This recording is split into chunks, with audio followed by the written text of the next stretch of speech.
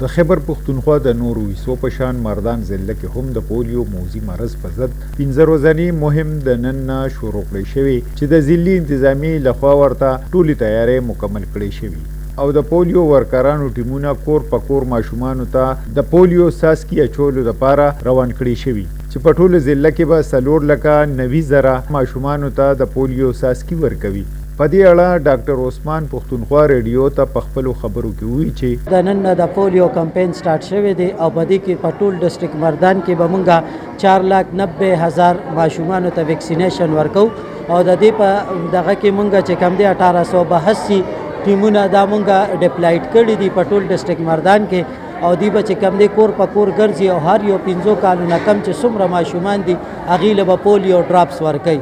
او پولیو یو داسې بیماری ده چې د دې علاج نشته، دا یو لا علاج مرض دی. ډاکټر عثمان وی چې په خاریه کې د ننه بګړګن یونین کونسل کې پګیش د پولیو ټیمونه کور په کور ګرځي او د 15 کالو پورې ماشومانو ته د پولیو د څاڅکو ټارګټ پوره کوي.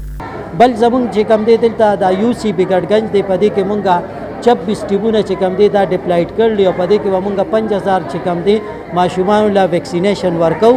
او 5300 چې کم دی کورونه دا به زمونږ دا ټیمونه ټچ کوي او کور په کور به ګرځي او هر یو ماشوم له به پولیو ډراپس ورکوي. ډاکټر عثمان د ماشومانو والدینو ته سپارښتنه وکړه چې ستاسو کورونو ته د پولیو ورکرانو ټیمونه درشي نو ښه تعاون ورسره کوي. خاص کر پیرنټس ته دا ریکویسټ دی چې خپل ماشومان د 15 کالونه کم چې څومره دي هغه د زمونږ د ټیمونو سره کوآپریشن وکړي او هغه د